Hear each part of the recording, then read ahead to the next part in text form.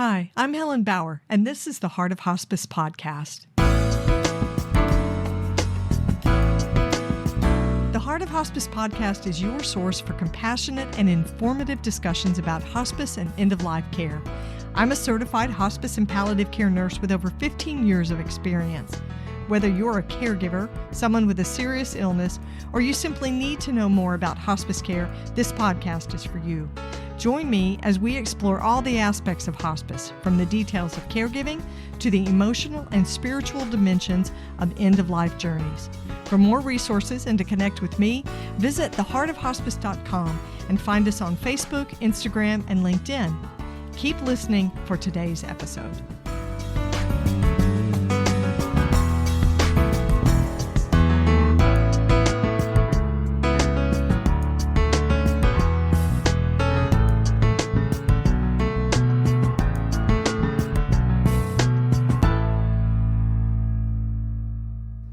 This is the Whole Care Network.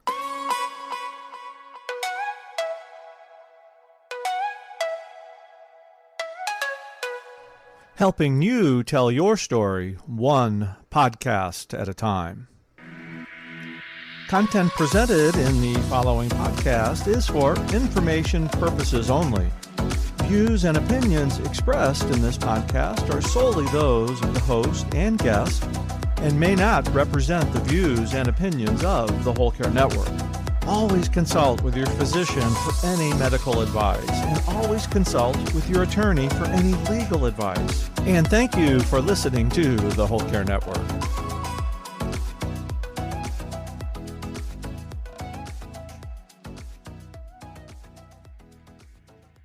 This episode is sponsored by Hospice Navigation Services.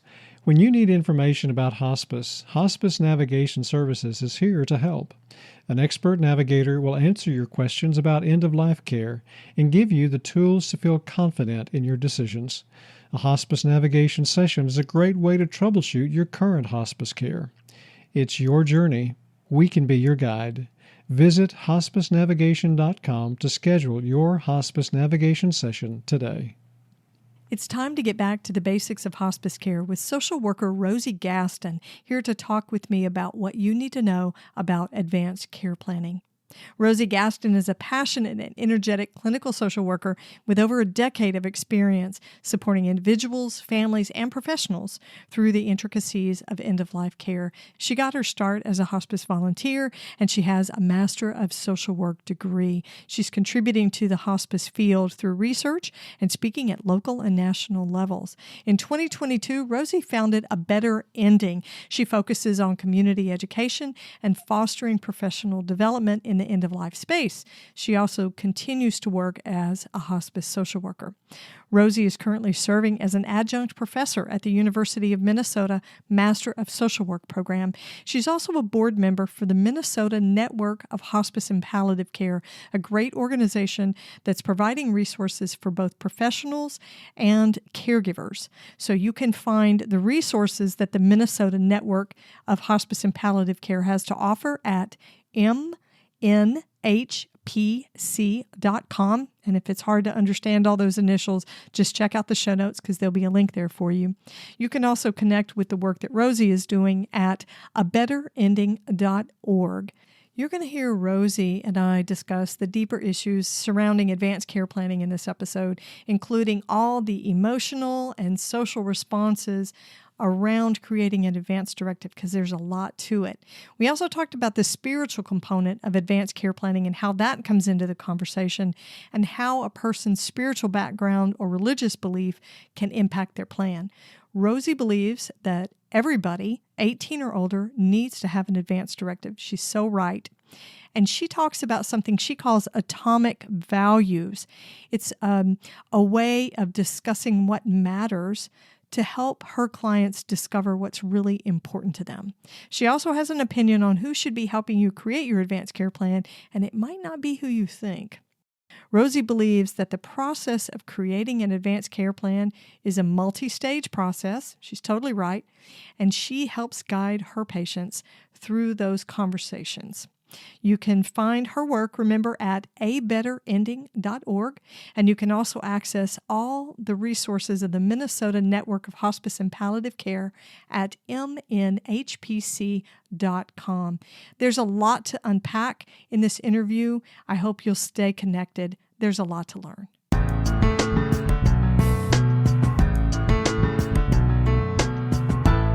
Rosie, welcome back to the podcast. It's so great to have you with me. Oh, it's always an honor to be here with you and your listeners. So thanks for having me back. We're going to have a good time. We're doing a Back to Basics episode today, which is one of the things I love to do, to touch back onto the foundational things that we know and we believe about hospice and its philosophy. So this is a big topic. We're actually going to do two basics on this. This is advanced care planning. And I feel like it should have one of those echo chamber things. Advanced care plan, advanced care plan.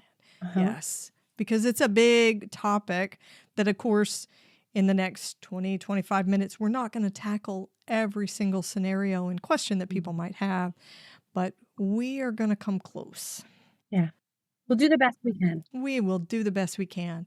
So we're going to start out with what kinds of things should be included in an advanced care plan.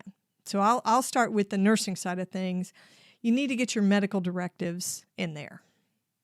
You need to get your medical power of attorney and your directive to physicians, whatever it happens to be called in your area. Sure. Yeah. So that gets you started. I don't know. See, Helen, I can't help but say I want to pull it back even a little bit further. Ooh. Right? Because Okay. when we talk about advanced care planning, what tends to come to mind for so many people is completing the document. Right. Completing the healthcare directive, the living will, that once I've done that, that is advanced care planning. But really, there's multiple steps to advanced care planning. And the first is actually engaging in some deep reflection about, like what you were talking about, your medical values, your goals, your wishes, what's important to you. You know, a healthcare directive shouldn't be something that you can quickly fill out in 15 to 20 minutes, right? It should be questions that we take home and that we're really reflecting and processing on. We should be having conversations with those that matter to us and with the healthcare professionals that we trust. So that way, what we're thinking for our values and our goals and wishes actually align also with what's realistic and feasible within the medical setting. And then it's putting it into this written document, right? And then I would even challenge that the step after that is still, again, conversations about what you finalized in that plan and reviewing that document with those that you love. So I think it's so important when we talk about advanced care planning to really pull it back and view this as this really important process of reflection, conversation, and documentation. Yeah, the documentation is really just a small piece of the whole thing. What I have realized about a person who is on hospice care is we are actually doing advanced care planning from the moment we start talking with them all the way up to the death, through the actively dying process, and at the time of death as well, because there's funeral planning and discussion about that sort of thing.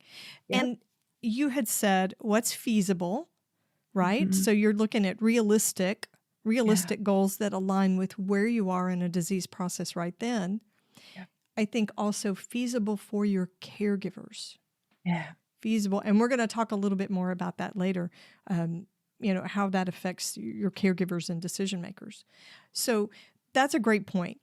Advanced care planning is so much more than just getting those documents. And I will say this, I think that having the documents, which is probably why I knee-jerk towards that, that's my default, is something that makes it a little more convenient for your healthcare providers.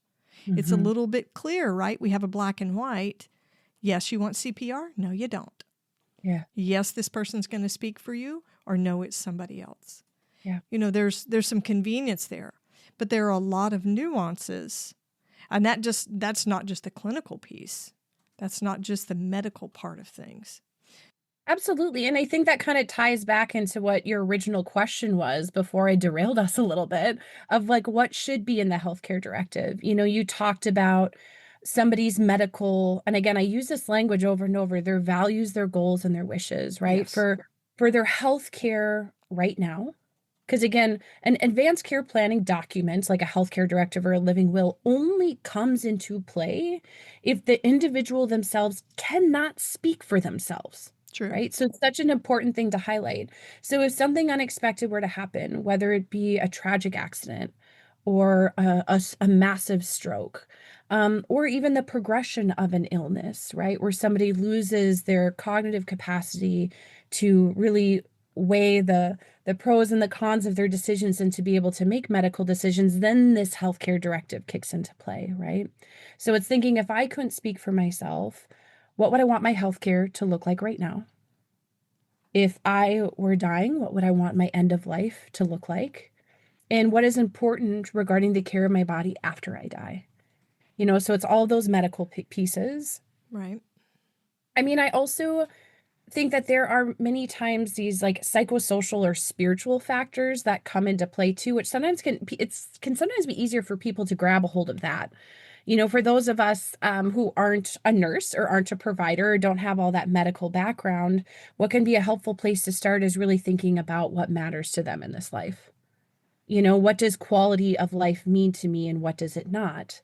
And also some of these spiritual components as well too. Does my faith or my spirituality dictate the decisions that I make in these different spaces, right? From the support that I would receive from somebody within that spiritual world, whether it be a pastor or a priest or an imam or anyone from any faith. Like, what would it look like for that support to be coming in?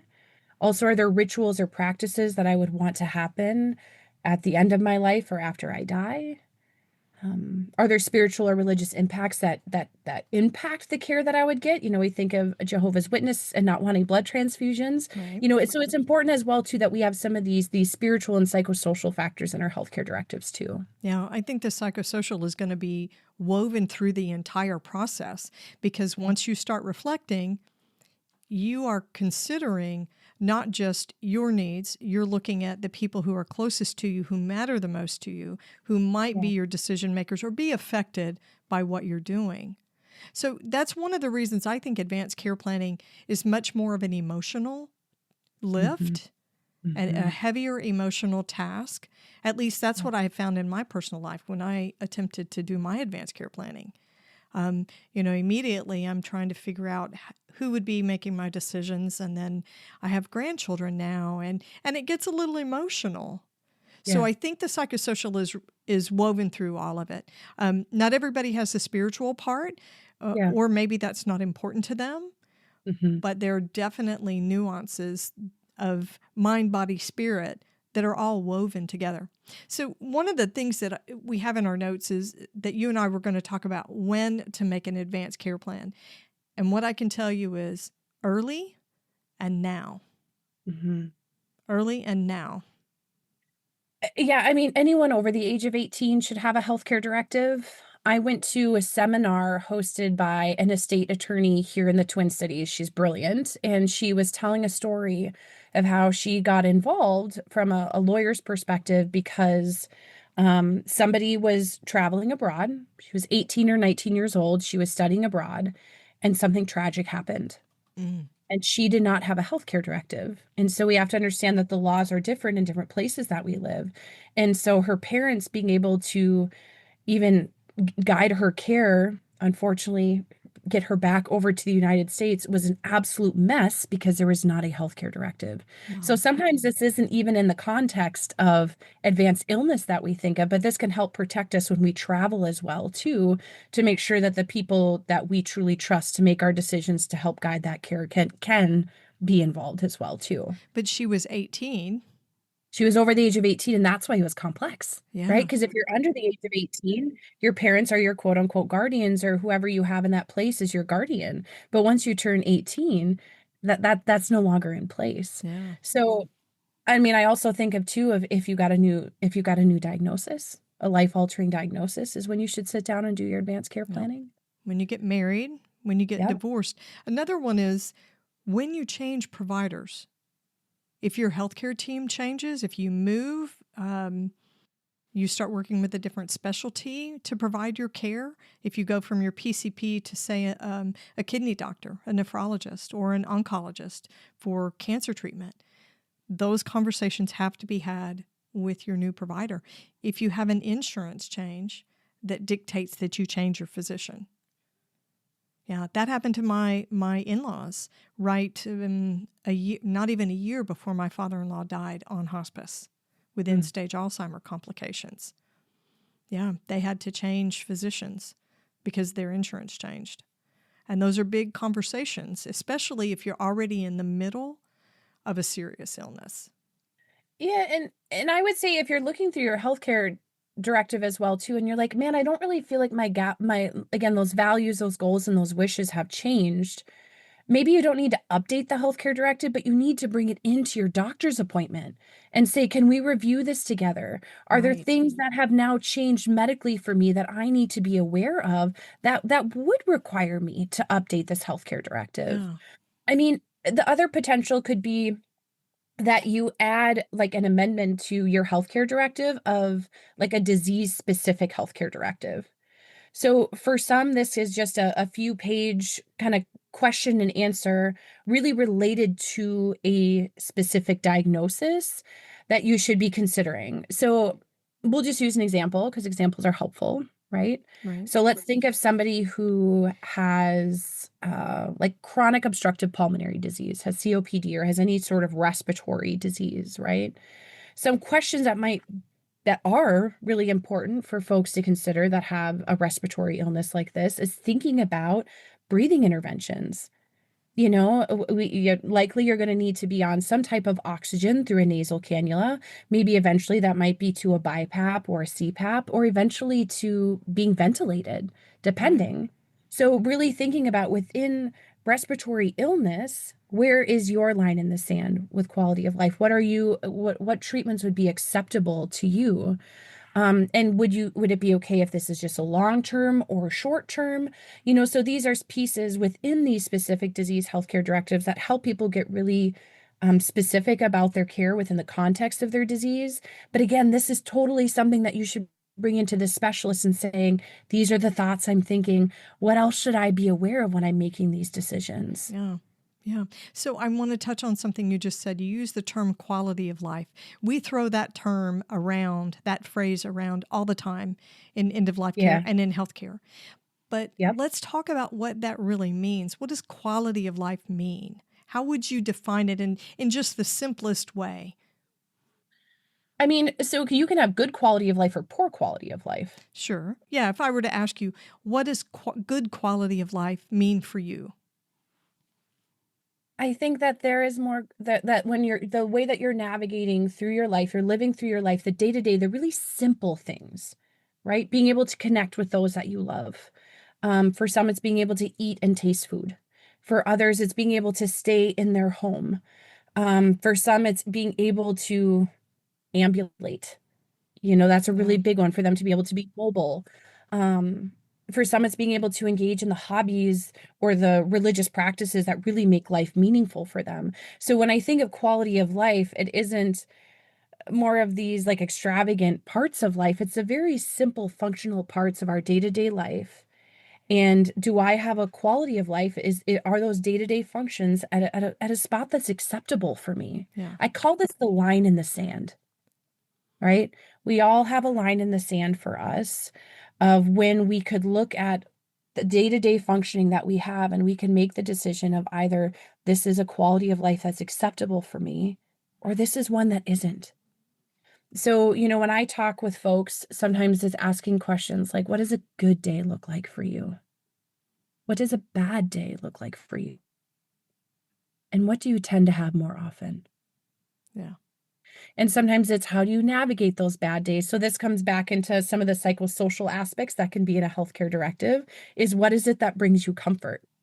You know, for some, it could be spending time with those they love. It could be, I mean, really music is such a healer. It could be listening to certain music, you know, whatever that may be. You know, there are things we can do to help improve your quality of life, but some of this is just really functional.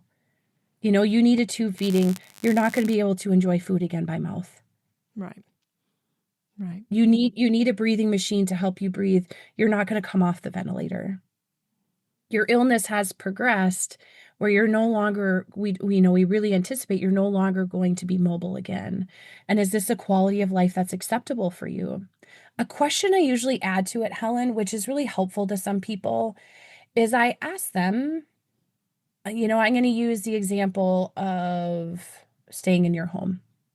I cared for some rural farmers who there is no way in hell they are not staying on their farm and dying on their farm. Right. Like no way You could is this. not pry them away from it. No way, right? So the question I asked when they're like, my goal is to stay in my home. Okay, if something came up where that wasn't possible, is this something you could compromise on? Or is this something that would feel intolerable to you? Again, this is the reflection comes in. Of course, we would all love to stay in our homes. But for some people, it's like, if I had to go into an assisted living or a care center, I would be okay with that. These are the ones that I would like, but I would really like to try to stay at home. And then, like I said, I have one farmer in my mind right now where he was just like, no way. No way. I am staying in my home. This is intolerable. That's the line in the sand. Right. Where are you willing to compromise? Absolutely. Yes. I've heard you call it atomic values. So it's who matters to you, what matters to you. And it's also, we think about every single one of us has these primary values that guide our life, right? When we really, really pull back, it could be honesty, it could be respect, it could be empathy, it could be love. For me, I have done many values assessments as a social worker, and two that tend to come up to me on repeat are connection and learning. These are two things for me that really define who Rosie is as a human. Helen, if I couldn't pick up the phone and call you and have a meaningful conversation for you, if I couldn't connect with you, and another part of that is I'm a social worker, so is being of service, of being able to love and support the people around me, learning. I'm constantly reading. I'm constantly learning new information most of the time so I can turn around and teach it, right? So if I was in a position where I could not be absorbing information anymore, where I could not be learning, right, where I could not pick up the phone and call somebody I love and really connect with them and be there for them and have them be there for me and have this meaningful interaction, that is the line in the sand for me. Yeah. And everybody's line is in wherever they decide. Totally different places, right? And so this is the piece, though, is unfortunately with this advanced care planning, the reflection part doesn't take place. Again, you really have to deep down to say, what are these values that are really not only guiding my life right now, but that will guide eventually my death? And how do I want to make sure that the values that I've lived with my whole life are also the values that I die with? But this takes sitting down and really processing these pieces of saying, what is most important to me? And we just, understandably so, live in a very death denying, which has resulted into a very death illiterate society. This is a big place that I help people, Helen, both as a hospice social worker and in my own practice, is they say, I want to talk about this. I want to have conversations with my loved one, but I have no idea where to start. Or then I get so nervous because I don't know what language to use. And then things come out that I didn't mean for them to come out that way. So, I think this is also where I want to highlight pull in your medical team, pull in social workers. We are great at having these conversations. Yeah. Pull in people that can help you navigate and really get to the core of a lot of this. Because I'm going to say something, Helen, I'm going to say something that some people might not like, but I'm going to say it. Do it. I have looked at, I feel like I can confidently say I've probably looked at close to 1,000 healthcare directives now in my career. And a majority that are drafted by attorneys do not give any even close to the amount of guidance that your medical team needs. I agree. So this is why I say too, and people are like, just work with an attorney. I've also seen language, the one language example I'll use is, I'm okay with pain medication, even if it hastens my death. And you and I both know, Helen, being hospice clinicians, that medical, symptom management, medication management at the end of life does not hasten death. There's study after study after study that shows this, but then it kind of further stigmatizes some of the fears around death, right? So this is where I really encourage people to, pull in social workers, pull in your medical team. We're going to break for just a minute. This isn't the end of the episode. There's more to come, so stay connected. This episode is sponsored by Hospice Navigation Services. If you or someone you care about is dealing with a life-limiting illness, you need a guide. Hospice Navigation Services is here to help you get the best end-of-life care possible. We understand the importance of personalized, experienced support. Hospice navigators provide one-on-one support over the phone or through video calls to guide you every step of the way. They'll answer your questions, explain what hospice care looks like, and give you the tools to feel confident in your decisions. Whether you're planning ahead or you have an urgent need, Hospice Navigation Services helps you and your family understand your options for end-of-life care. A hospice navigation session is a great way to troubleshoot your current hospice care and get answers to your questions. You don't have to go through this alone.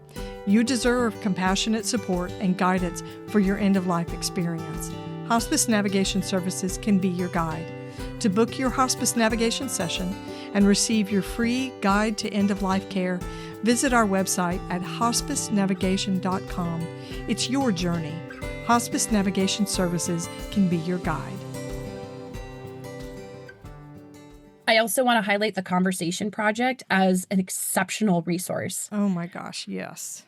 Come on. Like, I have printed off so many of their handouts and given them to families to go home on. I mean, from how do we talk with our doctor? Because we can't wait for our provider to bring up goals of care conversations and advanced care planning to, how do I talk with my family member about this? So I want to highlight that as a resource for some folks, especially maybe if they live in rural areas and they don't have access to as many clinicians like myself, is you can go here and get a lot of helpful information too. Right.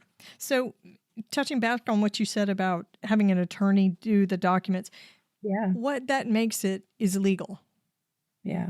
It does not make it individualized. And I will say, because we're using state forms, we're using government forms that are all standardized and basic, none of this stuff is individualized or personalized.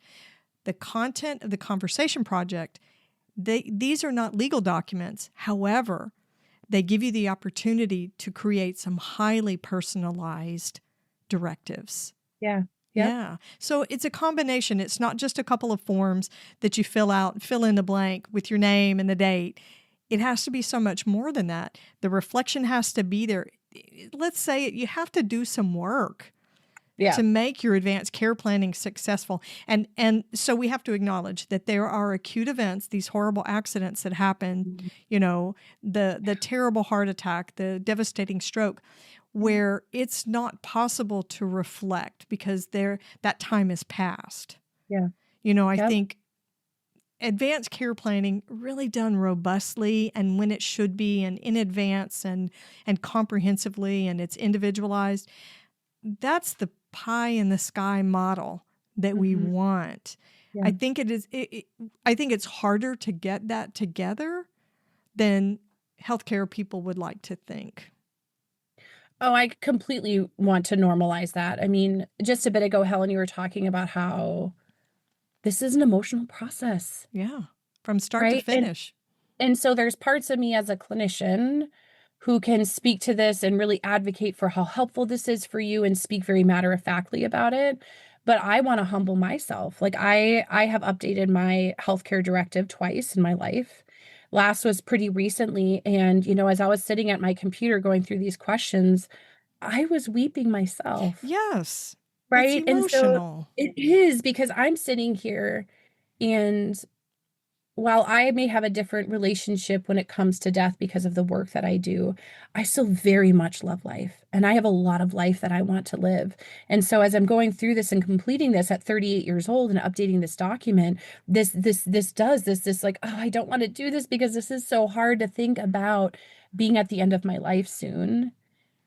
But then I pull in the and. I'm all about both ands, right? And then these big and capital letters, I tell myself this is one of the most important gifts I can give the people I love. Absolutely. Because if, let's say, next month I get in a car accident and my family is put in this position of saying, how can we do this for Rosie? They're not going to be thinking clearly because they are going to be completely blindsided by crisis, by stress, and by grief. Yes. So I encourage you, and I want to normalize that when you sit down to do this, this is an emotional experience. A mass majority of people I work with that I'm helping them create healthcare directives get tearful and express emotion while we're together. This is not easy, but most things in life that are worth doing are not easy. This is true. So if you're listening and you are a hospice worker, an end-of-life worker, or a hospice professional, Yeah. please don't ever discount the emotional impact, the psychosocial impact, spiritual impact of having someone sign these documents. Yeah. It's always impactful, whether this has been a slow roll for years for the disease trajectory, or this is something that happened 3 days ago. Yeah. Yep. Yeah. You never want to discount the impact on the decision maker or the family or the patient, for that matter. And I will say, I want to highlight two things that you said there. Number one, this is why it's so helpful to do these documents early. Because even a few months ago when I sat down to update mine, I am unbelievably grateful and blessed that I do not have a life-limiting condition that I'm navigating right now. So as I'm thinking through these questions, I'm really thinking pretty clearly.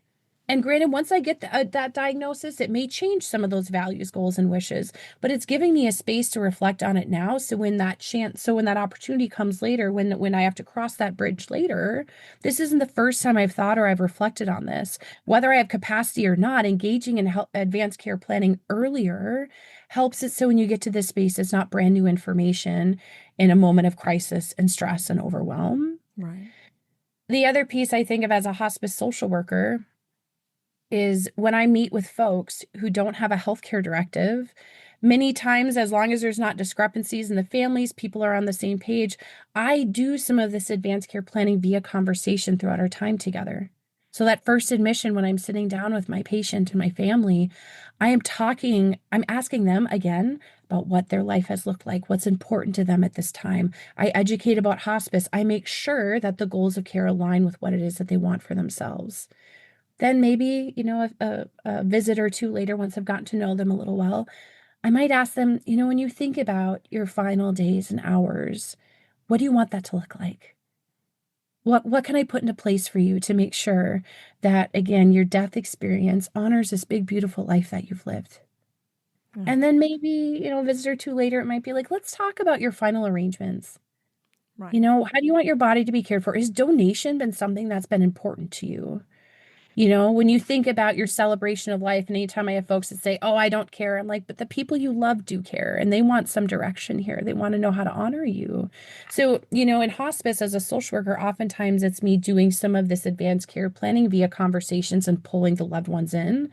So that way it's not sitting down and going through this whole document, which can feel overwhelming in one big punch. It's how can we do this in smaller steps? Yeah. And you definitely don't want to walk in and say, hi, I'm the hospice social worker. I'm Rosie. What do you want your death to look like? No. You got to No. ease into it. There has to be an on-ramp, and I think each discipline starts on those initial visits. I know with nursing we do. One of the first things we ask is, where are you in your understanding of your disease? And do you want to go back to the hospital? How do you want to handle things? Basically, we're asking you for instructions. Tell us how to take care of you. Yeah. That's really what an advanced care plan is. Okay, so we're going to be doing another basics episode about dementia-specific directives. We touched on that just briefly. That's a sort of a complicated thing because you cannot possibly predict every clinical or psychosocial scenario, and you don't want to overthink it. I'm an overthinker and an overplanner.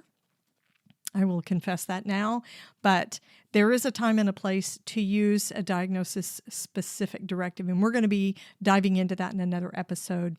So, Rosie, we've covered a lot of ground in this basics episode, and I'm sure there are a lot of other points that we probably needed to touch on. Is there anything that we didn't talk about that you would want to add before we close? I think it's important to learn a little bit about the state laws in which you live, right? Because, something that has come to my attention is in some states, if you don't have this healthcare directive, if you have not nominated a person to be your decision maker in the space when you can't speak for yourself, some states have next of kin laws where then they would go through, are you married? Do you have kids? Your parents, your siblings? And that's who would make that decision for you. Right. That's the way it is here in Texas. Yeah. And is that the person you would want making decisions for you? right? And then, like in Minnesota, where I'm from, we have something called shared decision making. So what that means is that my husband does not outrank my sister when it comes to speaking for my preferences and making decisions for the goals of my care. So while it can be a very helpful thing in some contexts, I've also seen it tear families apart. Yes. Where we're having to go to court to get guardianship to figure out who's going to make these decisions. So I think just bringing this all back, that advanced care planning is so unbelievably important for you to uphold your autonomy, to make sure that your voice is heard in contexts and in spaces when you can't let that voice be heard. You can't speak for yourself. This document speaks for you. And I'm going to bring it back that ultimately it is one of the greatest gifts that you can give the people you love is clear direction. Yes. And that's the perfect place for us to close. So remember, state to state, if you move, and you definitely need to investigate what's legal in your state and what's effective in your state. And remember, this is all about you. Yep. It absolutely is. Yes. Rosie, thank you so much for joining me today. We'll be back to talk about dementia-specific directives in our next Basics episode. Sounds great. Thanks for listening to the Heart of Hospice podcast. Check out our sponsor in the show notes, and please leave a rating and review on Apple Podcasts. We would appreciate it if you would share this episode with your friends and family and anyone who needs to know more about hospice. Connect with us on Facebook, Instagram, and LinkedIn. And remember, no matter who you are or where you are in your hospice journey, you are the heart of hospice.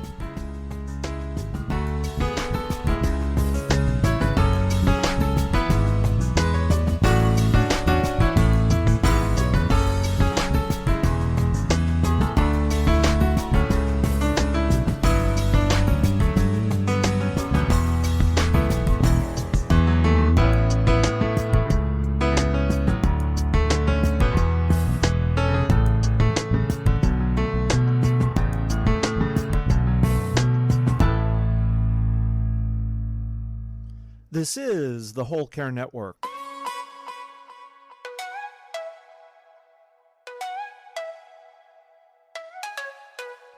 Helping you tell your story one podcast at a time.